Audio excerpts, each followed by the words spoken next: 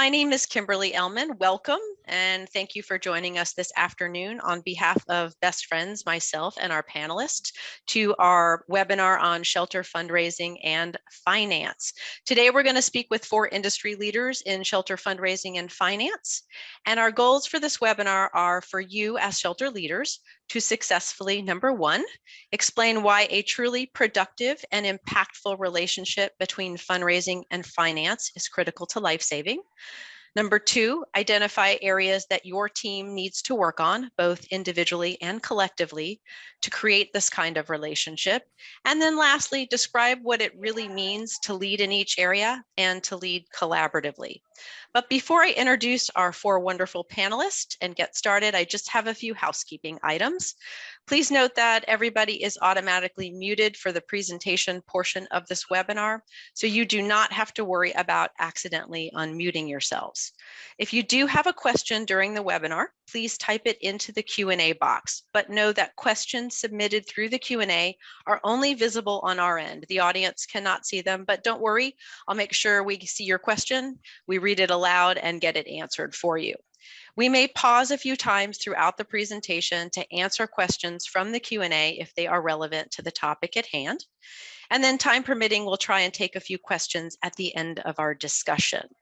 Please note that this webinar is being recorded and should be available on the Best Friends website in about a week or so. And once our discussion is over, keep an eye on the chat box. I'm going to link a couple of wonderful resources for you that you'll definitely want to download and use around fundraising and finance. And so with that, let's go ahead and introduce our 4 panelists. First, I'd like to welcome Aiko Okamoto. She is the Vice President of Administration for the Humane Society of Charlotte. Hello, Aiko, and welcome. Hi, thank you. Next, I have Donna Canzano Stucker. She is the Vice President of Philanthropy with the Humane Society of Charlotte. Welcome, Donna. Hey. Third, we have Don Jennings, Senior Strategist for the Learning Advancement Team at Best Friends Animal Society. Thanks for joining us, Don. Always a pleasure to have you. Happy to be here. Thank you, Kim. And last, but definitely not least, Ms. Trish Tolbert, Senior Strategist, Embed Development with our Shelter Embed program at Best Friends Animal Society. So welcome to you too, Trish. Yeah. I'd like to thank all 4 of you for taking your time and your expertise today to share your experiences with our audience. So let's go ahead and get started. We have a lot of ground to cover today. I want to start by talking about fundraising and finance collaboration. Now, Donna and Aiko, it's my understanding you 2 have been working together now at the Humane Society of Charlotte for about 14 years. So Donna, tell us a bit about this partnership and how it began and how it has evolved over time.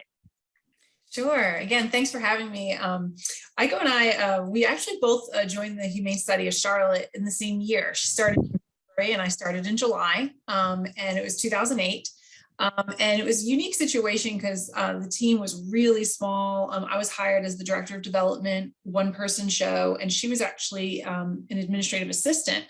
And our relationship really started because we worked together every single day, opening up mail and just sitting and chatting and just, you know, communicating over the direct mail that we were getting in. And we would talk a lot about the donations and about the donors. And it was just this great thing that we would just do every day. And we had our coffee. So she started to know the donors. Of course, I was getting to know the donors, and just it developed over time. Our organization sort of went through a big transition, and Aiko is now the Vice President of administration. So it's been a huge growth, and I'll let her talk about that. But yeah, just that time together, we would work in and out every day, and just always, you know, kind of corroborating on, you know, things that we had to get done in terms of processing the donation. So we were always sort of in sync with one another with what we were working on.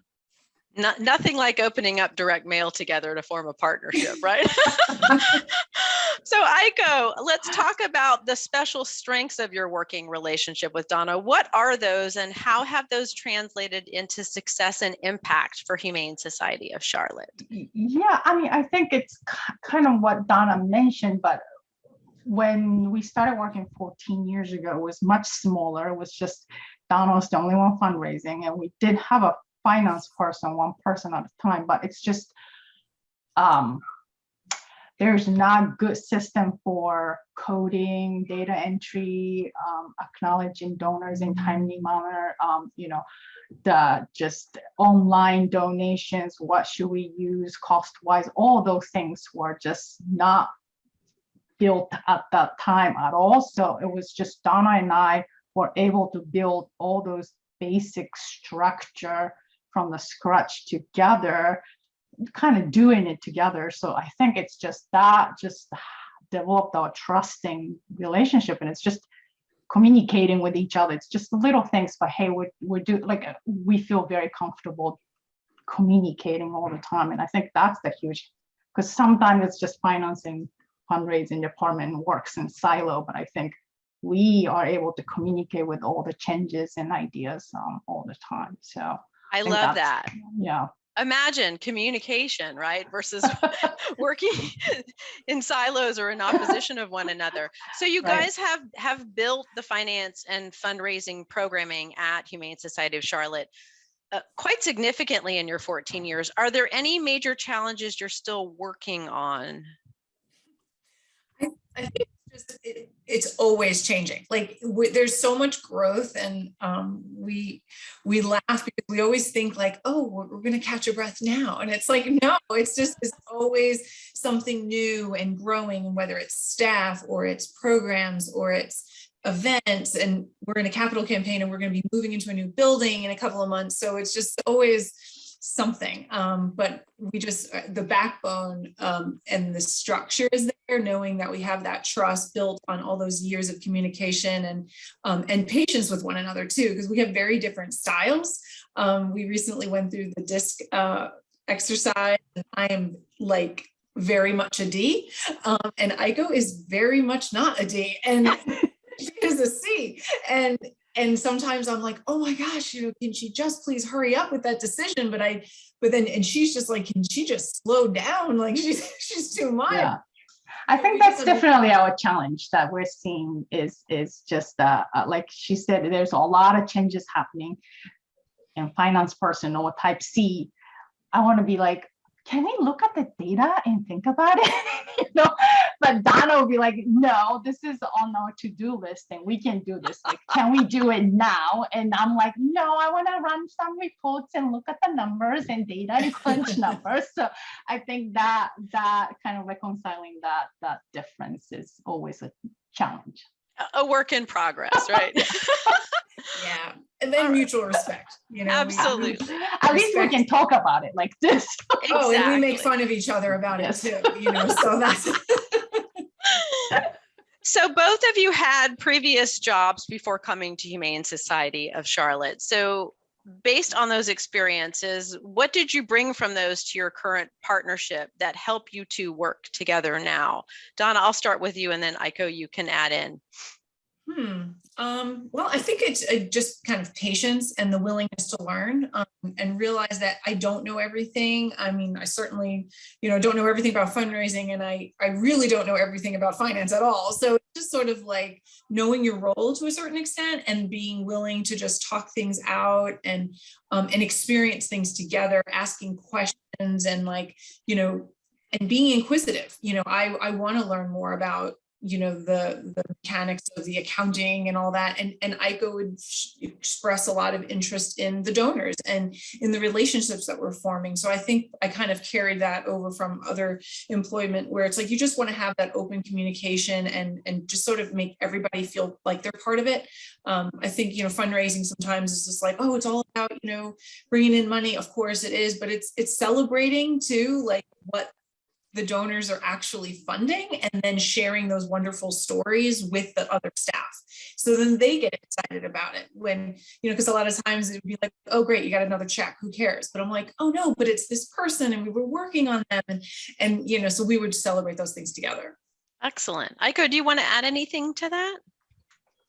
No, I don't think so. I think she covered everything, but yeah, I think she does good involving the finance to kind of celebrating donors and little successes and kind of putting the meaning to those numbers, because we just look at numbers and reconciling and balance sheets and P&L, but those numbers actually have stories, and she's good at involving involving us in like celebrating those things in the email communication and stuff. And I think so that's very helpful. So could I say that you two combined the heart and the head when looking at your success? I think so. Oh, yeah. Right. I also want to ask this question of Dawn and Trish, because you two work together quite often in consulting and mentoring our shelter and animal welfare partners around finance and fundraising. Dawn, I know you've been in animal welfare for about 7 years now, but you've got some history as an educator and with the YMCA. So talk about how bringing those experiences to the table help your partnership with Trish when you're consulting with some of our partners around finance and fundraising. Sure, thanks. There's not a lot of difference between wrangling a couple dozen 6 to 9 year olds and wrangling the staff of a shelter towards heading in the same direction and helping them understand how to be their best selves on their own, right? Just providing a framework. That's where the education part really came in. And I think for me, just needing to be organized and collect data as a teacher, as a Montessori teacher, was a big part that informed later work. And then really it was when I was with the Y for 5 of those years, I was part of a recovery team for a nonprofit Y that was over 100 years old, but was going out of business. And so we spent 5 years, made a plan, built a team. And then after we finished up there, I ended up doing the same thing at a shelter. And then again and again and again for other shelters with Humane Network, and then with Best Friends. And then Trish and I started working together in South Texas with an organization down there. So I think what I bring is organization, wrangling people, an appreciation for data, informing decisions, and somewhat related deep nerd streak around technology and how to leverage that. So you and Aiko are on this side. Now we've got Donna and Trish on this side. And Trish, I'll ask you, because you are the former executive director of the Memphis Zoological Society. You've been with us since 2019, and you're also a former fundraiser. So tell us again about those experiences and how that helps you partner with Dawn when consulting with some of our shelter and animal welfare partners. Sure. Well, I think I would add one more H to the heart and the head. And I love hearing these common denominators that Donna and Aiko have with my experience with Dawn, and that's humor. So Dawn and I in that shelter in Texas found ourselves somewhat in the same situation as Dawn and Aiko, in that there were gaps where processes needed to be put in place, policies needed to be put in place, some things needed to be upgraded or updated. And so working together on those helped. And what has helped me most, I think, in that experience from the Zoological Society is just having been in that chair where you're actually the only person. I was also the first employee the Zoological Society ever had. And I bet we've got some first-time EDs, first employees on this call right now. So having to look out with that umbrella perspective and really think about how all those things work together, not just how can I be successful in that one area. And then also having sat in the seat that Donna is in, you are on the line, the buck stops here, right? Or hopefully it continues on. And so thinking about, well, how do I specialize in that? And probably the last thing, I think it helps when you've been in the ED spot to know other EDs and see how they've succeeded or not succeeded. And what I observed in my time in Memphis was that most of the EDs who succeeded covered their bases on finance and fundraising. There might be other things that they would hire to their strengths and cover those gaps. But if you didn't pay close attention, if that wasn't in your wheelhouse, or you couldn't find a senior specialist in that area, you were going to struggle a lot more to be successful than if you were able to cover those bases. Thank you. Excellent answers from all 4 of you. I want to talk a little bit about relationship development and synergy. And actually, your answers all tie into this nicely. We'll start with Aiko. So obviously collaboration is important and paramount, but you can do it more successfully when you have better synergy and authentic, organic relationships with the folks you're working with. And I think that's pretty evident through the 2 of you, Aiko and Donna, because it was obvious to me the first time I spoke to you that you guys have a tremendous amount of fun. You have a lot to get done. You have stressful jobs and situations. I don't think we have enough fun in animal welfare. Trish mentioned humor, and she's right. I think we need to have more fun. And so for those organizations that aren't maybe as successful as the four of you in having fun with their collaborative team members, let's talk a little bit about that. So Aiko, what do you wish that fundraisers knew about financial management and their finance colleagues so they could maybe have better synergy and a little more fun? And whatever information you're going to share, tell me also why that's important, please. That's a difficult question. You know, sometimes not necessarily Donna, but now she has several employees under her. But sometimes I wish fundraisers are good at fundraising, hitting that goal, but sometimes they're not necessarily good at expense side of budgeting and how we have all the details of how it has to be coded. And we meticulously in detail budget what line item needs to go to this line item, because I am in charge of creating a budget. And it's just sometimes I feel like the fundraising people tend to not care too much about the expense side of it and how the finance people have to really keep track it correctly. So I think that's where, and then also, but the finance people tend to just focus on those numbers, but sometimes maybe we need to spend more, but maybe because we have a better software, then it costs more, but maybe fundraising impact is going to be bigger. So I think that's a balance of those two, but I think that's, I hope I answered the question, but you did. Yeah. You did. Now, to be fair, I have to ask the same question of Donna. Yeah. For balance. So Donna, what do you wish financial managers knew about fundraising and their fundraising colleagues? I think a challenge could be just remembering that we're always trying to track and stay on top of the donor's intent, that it's not just, you know, the donation came in great, we can't just put it wherever, we can't gap here or there. So we're always in constant communication of like, okay, well, this is what the donor was thinking, this is what they wanted it to go towards, you know, or they don't care. So then we work on, okay, where can we fill this donation in? You know, is there a restricted fund that needs more help? So I think that for them to always remember that we're constantly chasing that and trying to keep track of those things, and that's come a long way. Where it seems to really be prevalent, especially with the capital campaign, with like where donors are, you know, putting their name and what they want to see. And I have like this ridiculous spreadsheets coming out of everywhere, trying to just keep track of all this. And it's not just like this pot, you know, that we just, oh yeah, we got the money, great, and we don't have to think about it anymore. It's like, no, I'm still like keeping track of all those things. So it's just a lot of work on our side too. Thank you. Trish, you're a former fundraiser, so I'll ask you that same question. Anything else you want to add that you wish financial managers knew about fundraising and fundraising colleagues? I think Donna really hit the core point in terms of what we are always chasing as fundraisers. And I would say if there are any program people on this call or EDs who are supervising program people, the points that Aiko and Donna made in terms of restricted funding, you know, most program people default to a restricted fund because it's so easy to say we're raising $10,000 for neonatal kittens when the moon is full on Tuesdays. And you know exactly what you're giving to, right? But the problem is, then what if we don't need in Aiko's budget funds for neonatal kittens when the moon is full on a Tuesday? I hate restrictive funds. Exactly.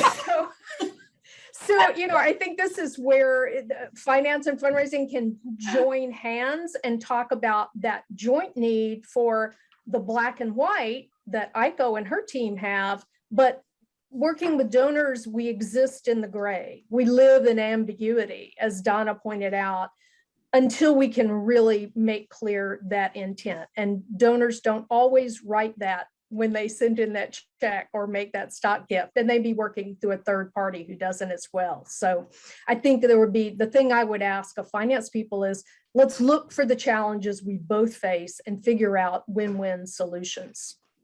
Excellent answer. Don, do you have anything you'd like to add as the data guy, the finance person?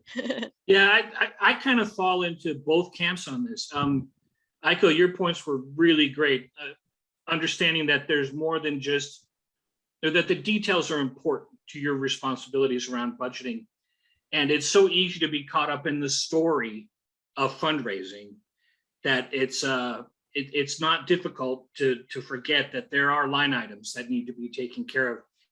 And I'd say it is possible to do this job, this work joyfully, fiercely and joyfully at the same time. And what I hear, Donna and Aiko, when you talk, is that the conversations you have with each other about what each of you needs in your areas is what makes it work. And those aren't hard conversations to have. Very true, but they don't often happen, unfortunately, when they need to happen. And that's the challenge, is making sure they happen. Again, as Aiko mentioned, communication and not operating in a silo. So Donna and Aiko, you both have direct reports. Aiko, you've got 4 people reporting into you. And for the audience, Aiko isn't just over finance. She also oversees human resources and IT and facilities and volunteers, just a little bit of responsibility, right? So what advice about working together, Aiko, do you give your direct reports to help make you and your team more successful and empowered when partnering with Donna's team? I hate to just keep going back to this, but I always encourage them to communicate, because it's just all those details can get lost in so many, because like Donna said, there's so many things going on, so we have to be making sure to be on the same page. So I just always encourage them to make sure they're all on the same page. Just don't code it here, assuming they know that you're coding here and the money are used this way. Like, make sure you know the detail of how this money came in and what the intention was. So it's I always go back to just communicate, because you don't want to go back 2 months and then correct how we code it. It's just it's better to just talk about it before everything gets recorded. All right. And Donna, you oversee all of fundraising and marketing at Humane Society of Charlotte. I think you have 6 direct reports. So what advice do you give your team to help make your working relationship with Aiko's team more successful and empowered? Usually I just tell them to please have patience, because they are really busy over there, and they're working on a lot of other income streams besides development. They've got a lot of daily deposits coming in from the clinic and from customer service. So, I always try to say, just, give them time, be respectful of their time. Just because you need it now doesn't mean they can answer it right now. Just, give them a minute to breathe, and just be respectful of the fact that they have so much going on. And then also just when to CC Aiko, when not to CC Aiko. Like, I don't want to inundate her. So, before she had a team, when it was just me and her, it was really easy with it. But when we started getting team members, we were trying to be cognizant too of just when to respect each other by CCing us, keeping us in the loop, or not bothering each other with this extra little drama thing. So I think just trying to always look at what's ahead, what's on somebody's plate, and just trying to be respectful of, when they can get to it. Absolutely. And not using the reply all function all of the time. Yes. Right. Oftentimes when working with shelter partners, we see that fundraising and finance can have conflicting mandates. That does not seem to be the case at Humane Society of Charlotte. How have you two prevented those situations from developing? Aiko, you can start. Oh. Yeah, unfortunately, some mandates, like, for example, like, we are expected to have a balanced budget every year.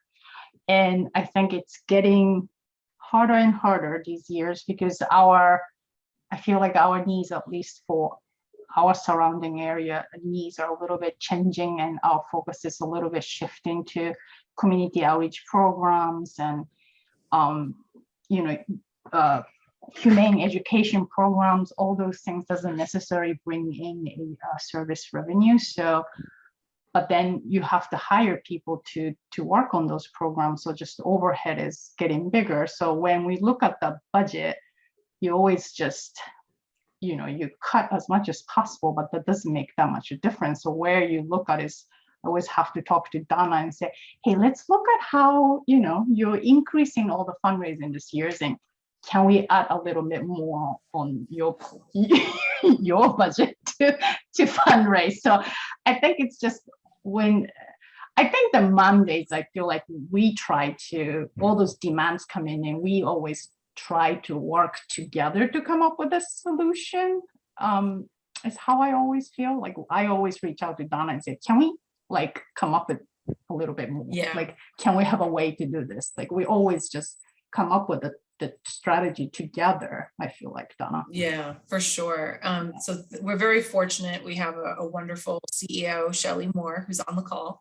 And I'm not saying that because she's on the call, but she's really united our team. And, so she may have a conversation with Aiko about something, and then she have a conversation with me about something, but Aiko and I usually make sure that we talk to each other because she's got so much going on, or Shelley has so much going on, she can't necessarily remember to move it all back.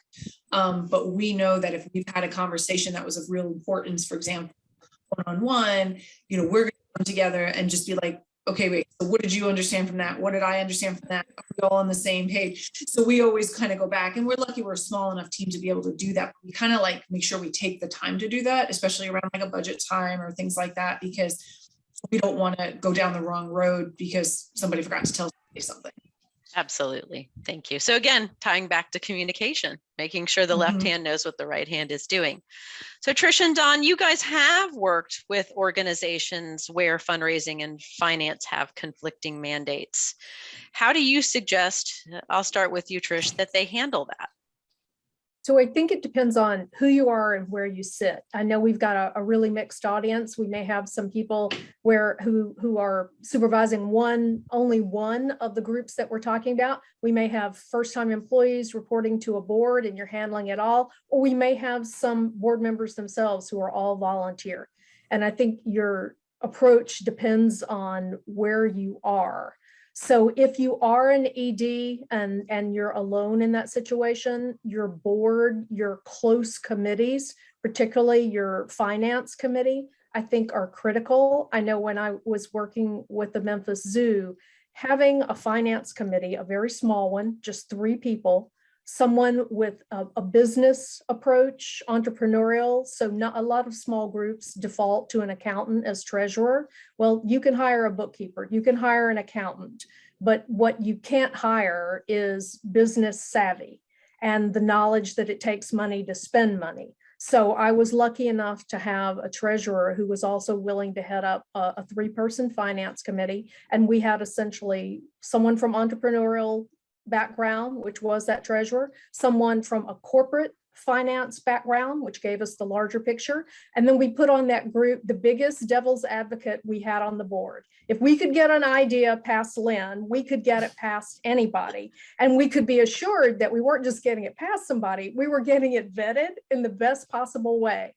And that really was one of my secret weapons for making sure that all of our fundraising and our program decisions made sense from a financial point of view, and hopefully would have passed Aiko's test as well. If you are an all volunteer group, I think it really speaks to the importance of having a process, a system for identifying what skill sets your board needs, not defaulting to that. And again, thinking about finance as more than a one-trick pony, so to speak, right? You can look at finance through a myriad of different lenses and really making sure that you have judgment as well as documentation, planning skills, budgeting skills, and making sure that your nominating committee is not the place where you put board members that you don't know what to do with, but where in fact you put some of the most discerning board members and people who know the most about the community and the skill sets out there so that you play to your strengths.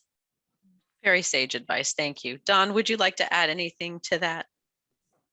No, I think all 3 answers we got from Trish, Aiko, and Donna at their root have communication. So I'd encourage the same thing. Find the time, make the time, put the people in the room that need to talk to each other about what they're doing, whether or not you're overseeing those people, whether you're one of those people and you can just encourage that to take place, request for it to take place.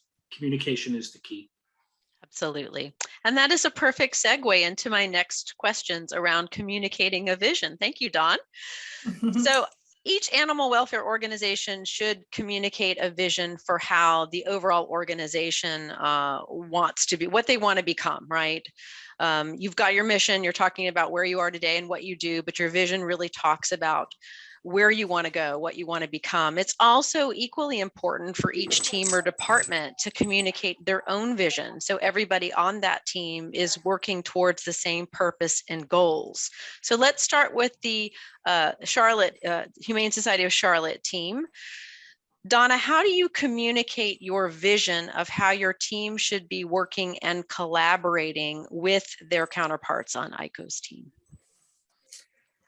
Well, I guess I kind of really do it for the whole organization, but I always kind of feel that it's important to put yourself in someone else's shoes and just step outside of your own world.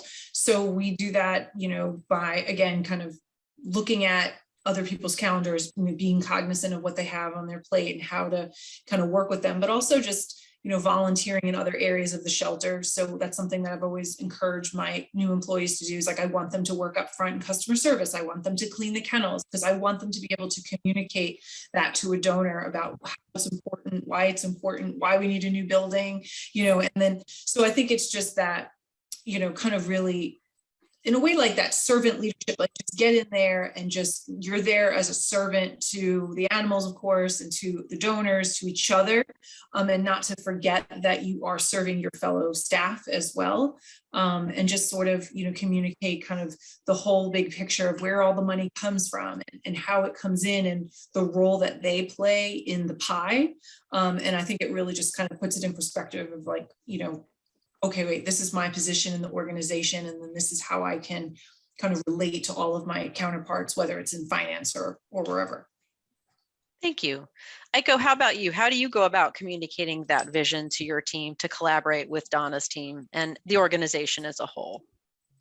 Yeah, similar to Donna, I always kind of remind them that number tells a story. It's not just numbers, and there's donors behind it and intention behind it, and also that we are all on the same team, that we are working on the same goal. Sometimes I think it's just finance team sometimes being seen as like roadblock. Like I just kind of remind them that we're all on the same page, we have a different purpose, but we are working towards the same mission, same vision. So I think that's where I kind of try to tell my team that don't stuck on what you have to do and what, but just kind of be able to see the big picture of why we're doing this.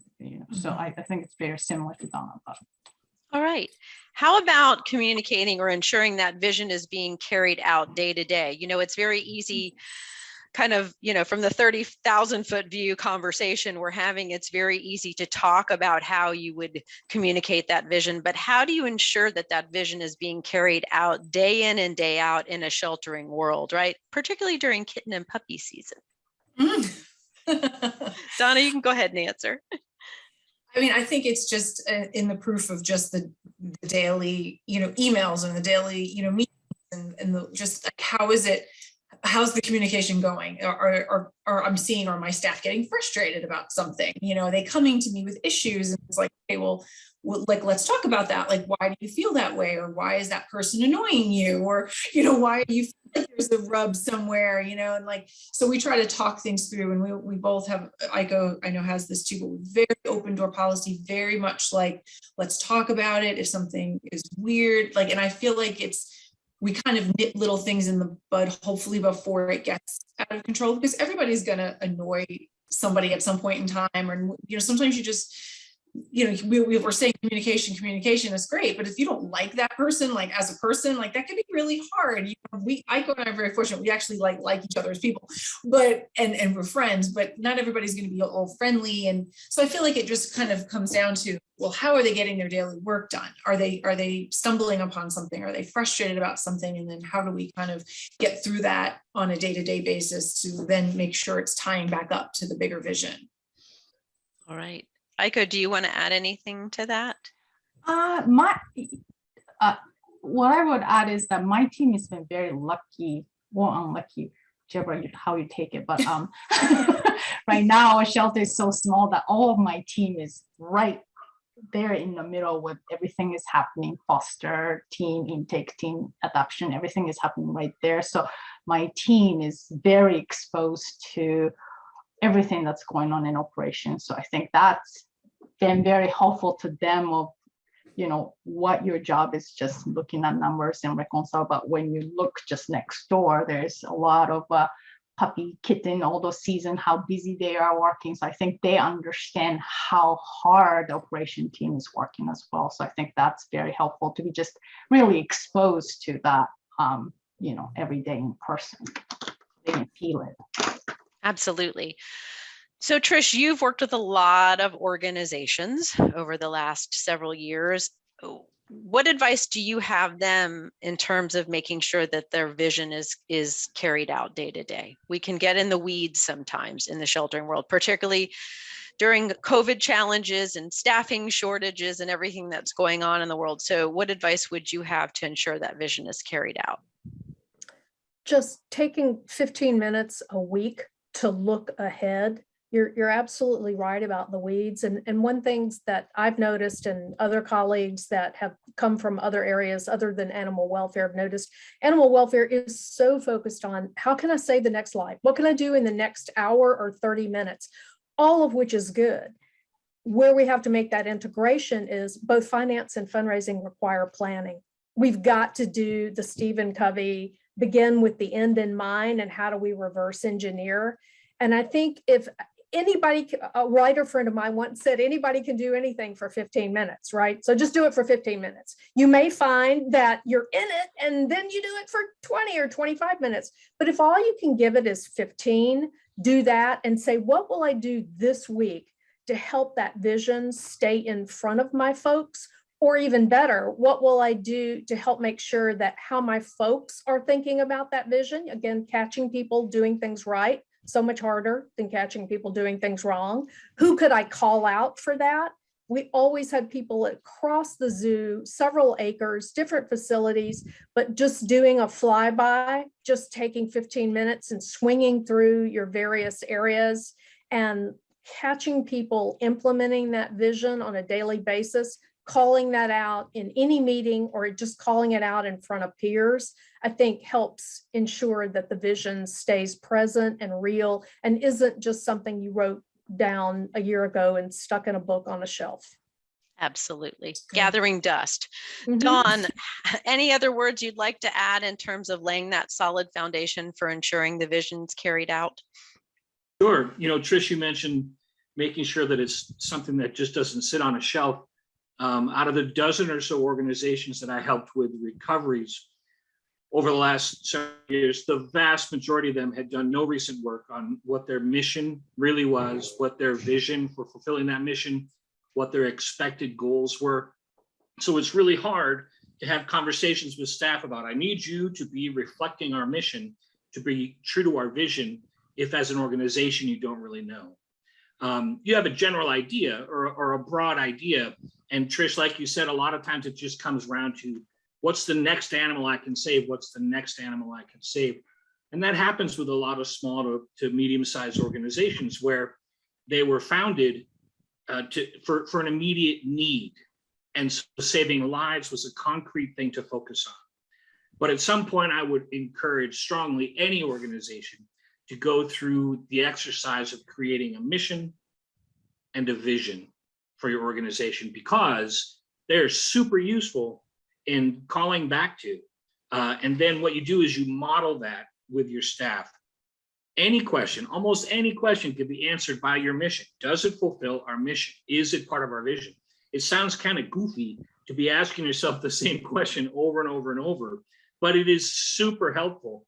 And each time you do it, you're sort of cementing that idea more clearly into the minds of your staff so that you don't necessarily have to ask them to be articulating your vision. You will have constructed it inside of them as you go by asking over and over. But you can't ask if you don't have something put together. So practicing that daily in and out. All the time. Yep. Absolutely. So we've talked a little bit, Trish has mentioned taking the time to plan, right? And Donna's talked about creating a clear mission and vision, and then having the team not only talk the talk, but walk the walk. So it becomes just second nature. Trish, I'll start with you, and then Donna, I'm going to go to you. What advice do you have above and beyond these two things for smaller animal welfare organizations, like a one-person shop or a volunteer-run organization, above and beyond the board advice you gave earlier, Trish, in terms of mutually supportive and successful fundraising and management of finances? Maybe they don't have the same resources as Humane Society of Charlotte. What advice do you have for them, Trish? I think the simplest thing you can do is to look for a person that I would call a project volunteer. So don't default to asking people to be on your board right away. And I'm thinking here of an experience I had with a state chapter of the Nature Conservancy, where we basically went and found someone who was a senior executive at KPMG to help us get our financial statements in order. Yes, we were ethical. Yes, we were transparent, but the language we were speaking with our financial documents was not one that Aiko would probably say was legible by anybody. And this was at our very early days. And this one person devoted a few hours to helping us get that in shape. So as always with small groups, I say break it down into manageable bites. So that what seems like a huge thing is just one or two tasks, and starting with getting someone who understands how to create legible, understandable financial documents, and then doing the same kind of breakdown on your other overwhelming goals is the first thing that I would suggest people do. Thank you. Don, do you have similar advice for municipal agencies? They operate a little bit differently than our private shelter friends. So what advice can you give them in terms of mutually supportive and successful fundraising and finance management? Sure. I think that the most important thing for municipal organizations, if you find yourself asking questions, how can I get better at fundraising finance, is to find out how much of that you control. So before you spend any time gathering wool about what you might be able to do, go ask someone who can tell you what you are able to do. It may be that your funding for every year is simply handed to you. And so there's, so then the person who's managing that budget is working with a fixed number already. It may be that you are able to fundraise in support of the municipality's work or not. The municipality may have decided on their own that they don't want to do that. Find out what the boundaries are, and then don't be afraid to jump in and see what you can do to broaden those boundaries. But find out first. Nothing more frustrating than getting all creative and then finding out you can't do it because the municipality has different standards. Absolutely. And none of us, particularly our municipal friends, have free time to start working on things that then don't come to fruition. So right. Very good advice, Don. Thank you. I do want to ask a little bit about technology and using it to your advantage. I would be remiss if we didn't discuss technology in the fundraising and finance world. So let's talk a little bit about that. Aiko, tell us about the systems you use. If I recall, you helped build the CRM years ago at Humane Society of Charlotte. So talk to us about the system you use, and then Donna, jump in. Let's talk about compatibility or lack thereof on the fundraising side. So Aiko, go ahead. Sure. We use a QuickBooks nonprofit version, desktop version. Just like Trish said, when I came on board 14 years ago, they were using QuickBooks, but it was so hard to read and understand it wasn't useful. Like nobody would really make sense of, okay, how are we doing? So we had to scratch all that and build everything from scratch, and kind of help like how Donna and I were creating coding and stuff on the fundraising side. So it's just mirroring how it shows up on the financial statement and P&L. So it's very easy to understand when everybody looks at it. But yeah, we use QuickBooks. Unfortunately, it doesn't really connect to what Donna uses, the main fundraising software, Donor Perfect Online. But we do have, I'll let you talk about events software and all we have so many software added on these things. But yeah, I think that's been a challenge, is just trying to figure out the limitations of the main CRM. And so like she said, we do use Donor Perfect Online, and it's been working for us. It's affordable.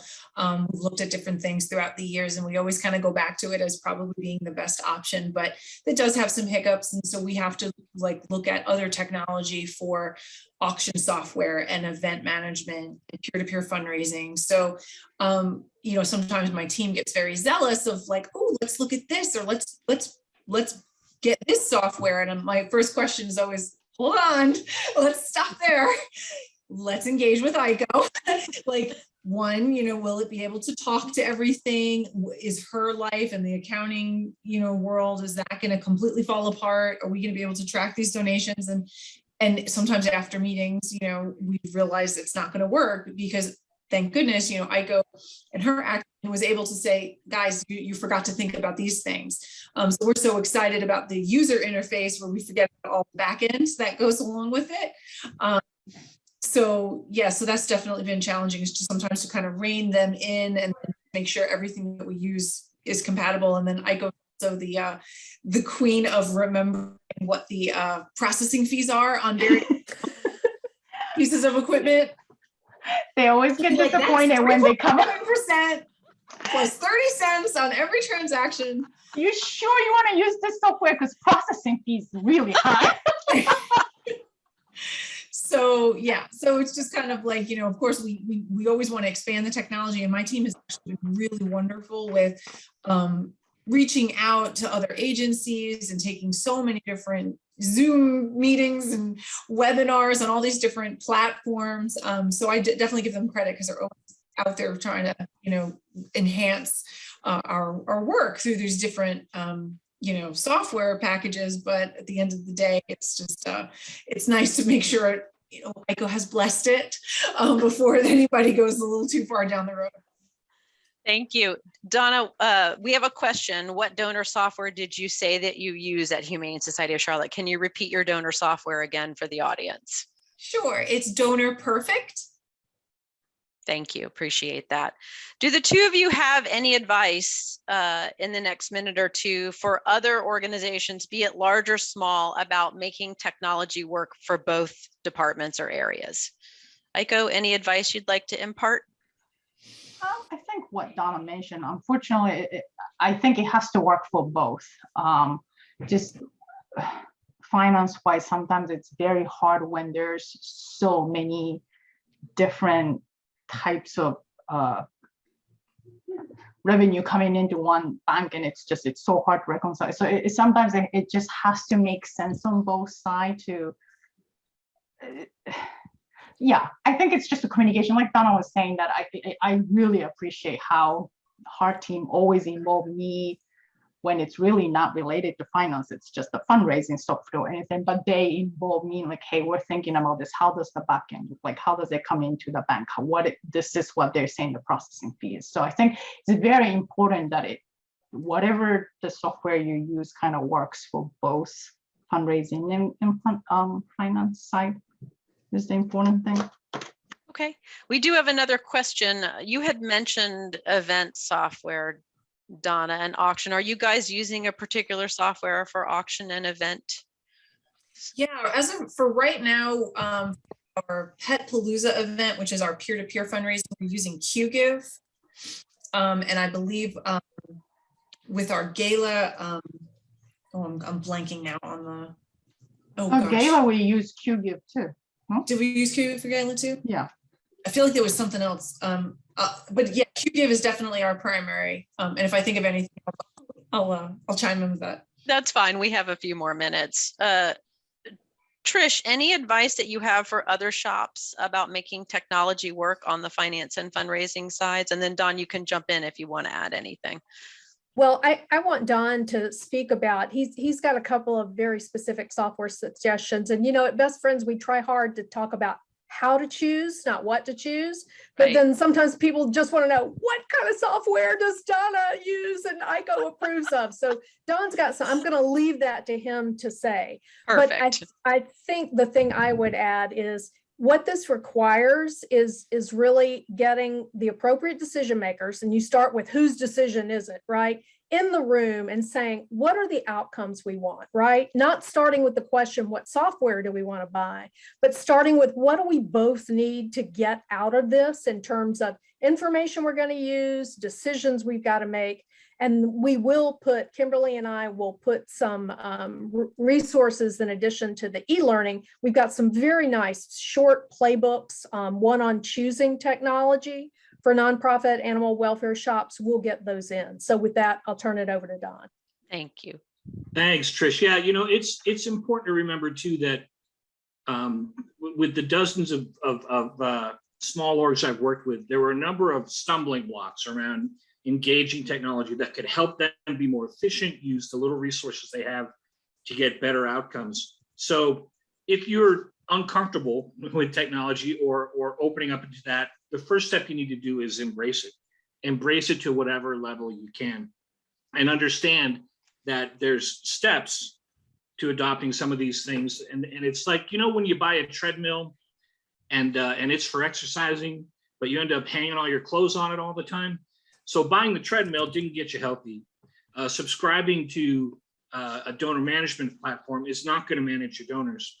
And Aiko, you will know the only thing worse than no data is bad data. And so understand that this process is not just deciding to use donor management software or shelter management software, but it's also in training in how to use it, continuing that training, cross-training, so that if the one volunteer staff person who knows how to use it leaves, you're not stuck holding the bag later. You must do all those things. All that being said, it can make your life so much easier. So right now, the primary tools that I use for smaller or medium size are Little Green Light. Little Green Light is a donor management platform that has really positioned itself for nonprofits that are small to medium sized. It's easy to use. They have tremendous customer service and exhaustive support community and videos. So the learning curve is not as steep. And then right now, the mass emailing platform I use the most is MailChimp.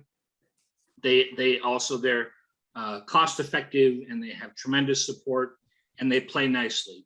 So Little Green Light plays nicely with a gajillion different other platforms, QuickBooks, PayPal, Stripe, all the different things that you need to make something work. You can have forms that feed right into your donor database, but also update your mailing list and also go into your QuickBooks.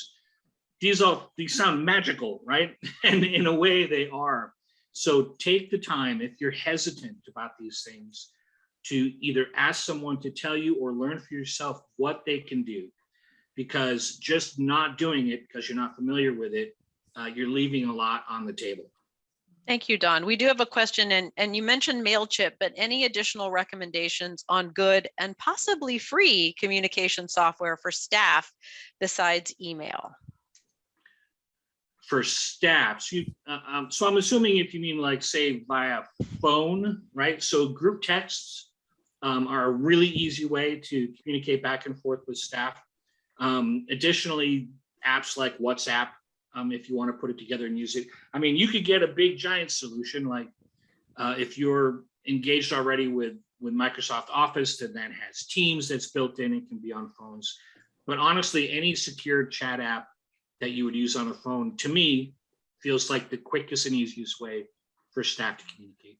Excellent. Yeah, we had someone in the audience type Slack, so thank you for that suggestion. All right, Yeah, a lot of Slack fans out there. A lot of slackers out there, right? Okay, I have I have one more question I want to ask Donna and Aiko, and then we're going to post the links in the chat for everyone who is participating. And then we've got another question come in, but let's go ahead and wrap up with our discussion question. So Donna and Aiko, the past couple of years have seen so many changes, and we've really needed to adapt and be flexible in animal welfare. So how have the two of you led your team's response to change, and what are you preparing them to face in 2022? Aiko, I'll start with you. Oh gosh. You only need to give me an answer in like 1 minute, and Donna the same. It doesn't have to be a diatribe, I promise. Oh my The gosh. world is not a dumpster fire, so we're trying to put that out. I mean, we have it's not just about pandemic, but we are going through a huge change. We're building a new shelter, and we're going through this capital campaign. So there's I don't know, Donna, a huge change going. Gosh, I mean, I don't know. I mean, my team hasn't even been around people for almost 2 years. My whole team we're all working from home. So Right. Aiko was saying earlier about her team having the, the luxury to a certain extent of being around the shelter and kind of seeing everything. My team has been kind of out of it. Oh. So I've been trying to make sure that they don't kind of lose sight of and get too siloed and get a little too used to being at home. So something that I'm facing a challenge is some people are getting really comfortable being at home, and it's like, okay, well, we're building a new building, so like you're going to be expected to show up, which would be great. So just kind of making sure, but hearing their concerns too, and I'm being flippant, but where are they at? How do they feel? Are they having safety concerns? Is it, and just kind of calming, I think, any kind of fear that they may have that suddenly they're going to be chained to a desk or something. We're like, no, it's okay. We're going to still have this great flexibility. You create your schedule. I don't care where you are, I just want you to be safe and happy and do your job, please do that and engage with the rest of the team. And so I think just sort of having these conversations as we feel that we need to, one-on-one as a group in my department. And then we're also carrying that to all staff meetings of kind of just trying to prepare everybody and just get the temperature of how they are with just life right now, because it's always changing with the pandemic. And then if I could add just the technology side of it, since I am in charge of IT too, we had to scramble to make sure, we used to have all our documents in our server, but we built our SharePoint. So people have all their stuff access to what they need to work from home, online. And, we're looking at crowd-based phones so they can call from cell phone or computer, and looks like they're calling from office. So it's just a lot of technology document that we have to do as well to kind of prepare for this. Who knows how long this is going to go on. So that part, we just have to prepare our team to be okay to get used to all those new technologies that they're using. Absolutely. Yeah. Familiarity and comfort of use. All right. We are coming up at the top of the hour. It didn't link, I don't think. I wanted to link, there's 2 webinars. The first, 2 e-learning modules, Fundraising and Finance. 2 sides of the same coin. I apologize, it did not link. Let me try this again for everyone in chat. Why is it not linking? Oh, there it is. Okay, that's the first one. The other one I wanted to talk about is our online fundraising fundamentals course. I cannot talk today. If you have not checked that out, please check that out as well, because it's an excellent module. I'm sure there'll be plenty of content you'll want to take from that. And Trish, I believe you were going to also post, before everybody departs our call, a few other resources in the chat. I'm going to put a couple of playbooks there, and I'm going there now to get those links, Kimberly, and I'll get those up. Thank you. We do have one other question. Actually, it's a thank you, which is great. We love that. So if you have a question, we'll stay online for another minute or two. If you have another question, again, we'll hang on to answer those. But if you think of any questions that you would like to ask my wonderful panelists after this webinar, I'm going to put our Team 2025 email address in the chat. You can email me at team2025@bestfriends.org, and I will be sure to get any questions you have after this webinar to all 4 panelists. We'll give it one more minute. And if we don't have any questions, again, you can email us at team2025@bestfriends.org. if you need anything after this webinar. I do want to take a moment to thank all 4 of my panelists. Wonderful answers, sage advice for all of those participating today. And for everyone who had the chance to dial in, we want to say thank you to you, because you are out there day in and day out doing the hard work to help us save them all. And Best Friends could absolutely not do it without you. So thank you. It's an honor and a pleasure to spend time with you and to share expertise and advice. I'll give it about 30 more seconds and then we will wrap up. And thanks, Trish, for posting everything. Okay, we have somebody saying, Melissa, if anyone is having trouble opening the links that Trish and I have posted, just email me at team2025@bestfriends.org. We'll make sure that you get them, not a problem. All right, I believe that is it. So with that, thank you again, panelists. Wonderful job. Thank you for all that dialed in to participate. Have a great rest of your week. And again, email me at team2025 if you need anything. Thank you so much. Have a great rest of your day.